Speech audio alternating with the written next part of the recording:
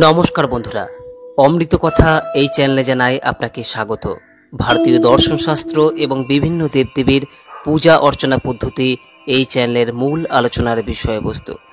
আজকে আপনাদের সামনে যে বিষয় নিয়ে আলোচনা করব তা হলো মহালয়ার দিন বাড়িতে নিয়ে আসুন এই একটি গাছের ফুল এবং এই ফুল দিয়ে অবশ্যই মহালয়ার দিন এই বিশেষ ক্রিয়াটি করুন। মায়ের কৃপা সর্বদাই আপনার এবং আপনার পরিবারের সঙ্গে থাকবে। সমস্ত প্রকার বিপদ থেকে তিনি রক্ষা করবেন। আজ এই ভিডিওর মাধ্যমে এইরকম একটি গুরুত্বপূর্ণ বিষয় নিয়ে আপনাদের সামনে আলোচনা করব, তাই ভিডিওটি সম্পূর্ণ দেখুন। আশা করি এই ভিডিও থেকে আপনি উপকৃত হবেন। বন্ধুরা, আমি আপনাদের সামনে বহু ভিডিওতে উল্লেখ করেছি এই গাছটির অলৌকিক ব্যবহার সম্পর্কে, এবং আপনারা নিশ্চয়ই জানেন যে এমন কোনো দেবদেবী নেই যার পূজায় এই গাছের ফুল ব্যবহার করা হয় না। আসলে এই গাছকে বলা হয় শিব এবং শক্তির প্রতীক। জ্যোতিষশাস্ত্র এবং সনাতন ধর্ম অনুযায়ী এই গাছের ফুল এবং মূল যদি বিশেষ বিশেষ দিনে ব্যবহার করা হয় তাহলে তার অলৌকিক ক্ষমতা আরও বহুগুণে বৃদ্ধিপ্রাপ্ত হয়। যেমন ধরুন, সূর্যগ্রহণের দিন, চন্দ্রগ্রহণের দিন বা যে কোনো অমাবস্যা অথবা বিজয়া দশমী, এই সমস্ত বিশেষ বিশেষ দিনে এই অপরাজিতা গাছের ফুল এবং মূল যদি আপনি সঠিকভাবে ব্যবহার করতে পারেন তাহলে নিশ্চিত রূপেই আপনি আপনার সমস্ত প্রকার বাধা কাটিয়ে উঠতে সক্ষম হবেন। বন্ধুরা, আপনারা নিশ্চয়ই জানেন যে এই বছর 1431 বঙ্গাব্দ 2024 সালে এই মহালয়ার অমাবস্যা পড়েছে আগামী 15ই আশ্বিন 2রা অক্টোবর বুধবার দিন। এই অমাবস্যা তিথি শুরু হচ্ছে আগের দিন 14ই আশ্বিন মঙ্গলবার রাত্রি 9:06 থেকে, যা থাকছে পরের দিন 15ই আশ্বিন বুধবার রাত্রি 11:07 পর্যন্ত। একদিকে যেমন এটি মহালয়ার অমাবস্যা, অর্থাৎ পিতৃপক্ষের অবসান হয়ে দেবীপক্ষের সূচনা হয়, পাশাপাশি এবং এরই সঙ্গে সবথেকে গুরুত্বপূর্ণ বিষয় যে এই মহালয়ার অমাবস্যার দিনেই এই বছর সূর্যগ্রহণ সম্পন্ন হচ্ছে। ফলে নানা দিক থেকে এই অমাবস্যার গুরুত্ব আর 5টি অমাবস্যার থেকে অনেক বেশি। তাই এই মহালয়ার অমাবস্যায় এই অপরাজিতা গাছের ফুল এবং মূলের বিশেষ রূপে ব্যবহার আরও শক্তিশালী কার্যকরী ভূমিকা গ্রহণ করে থাকে। দীর্ঘদিনের আটকে থাকা কাজ যেমন খুব দ্রুত সম্পন্ন হয়ে যায়, পাশাপাশি পারিবারিক অশান্তি থেকে সহজেই মুক্তি মেলে। নিজেকে অন্যের কাছে প্রভাবশালী করে তুলতে সাহায্য করে এই ক্রিয়া, এবং শত্রু দমনে বিশেষ কার্যকরী ভূমিকা গ্রহণ করে, এবং সর্বোপরি যে কোনো বাধা দূর করতে সহায়তা করে এই ক্রিয়াটি। এইবার আসবো দর্শক বন্ধুরা, এই বছর মহালয়াতে কিভাবে অপরাজিতা গাছের ফুল বা মূল ব্যবহার করতে হয় সেই প্রসঙ্গে। বেশ কয়েকটি উপায়ে আপনি এই অপরাজিতা গাছের ফুল এবং মূল এই দিন ব্যবহার করতে পারেন। তার মধ্য থেকে সবথেকে সহজ উপায়ের কথা আজ আমি আপনাদের বলবো। মহালয়ার দিনে সকালে অতি অবশ্যই স্নান করে প্রথমে পবিত্র হয়ে তারপরই অপরাজিতা গাছের ফুল তুলে নিয়ে আসবেন। যদি আপনি মূল ধারণ করতে চান তাহলে সেই সময় আপনি অপরাজিতা গাছের মূলও তুলে নিয়ে আসতে পারেন।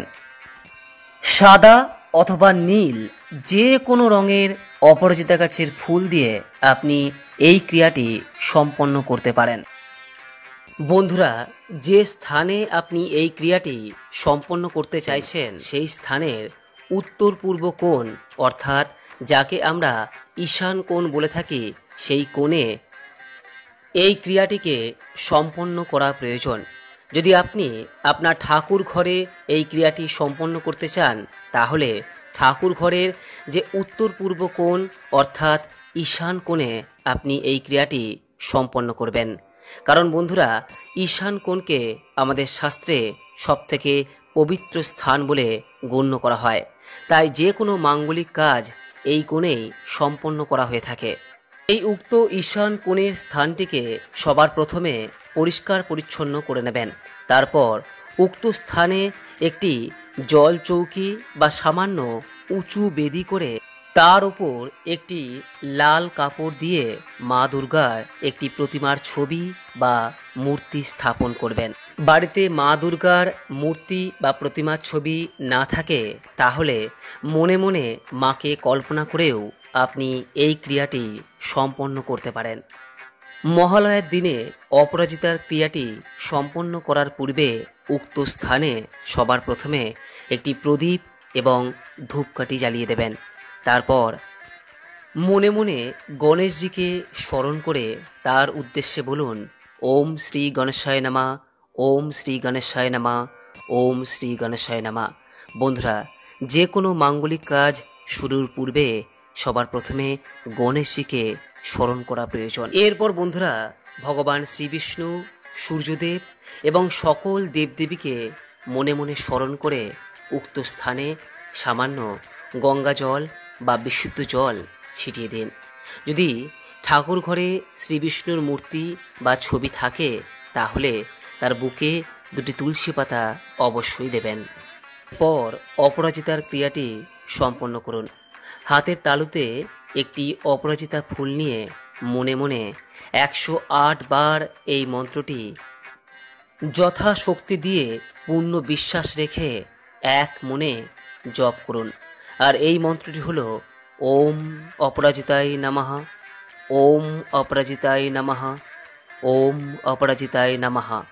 এই মন্ত্রটি 108 বার জপ করার পর উক্ত ফুলটি আপনি মায়ের পায়ে স্পর্শ করান।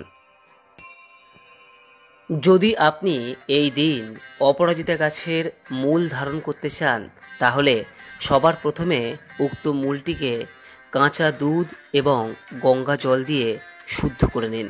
তারপর ঠিক একইভাবে তালুতে উক্ত অপরাজিতা গাছের মূলটিকে নিয়ে মনে মনে 108 বার ওম অপরাজিতায় নমঃ এই মন্ত্রটি জপ করুন।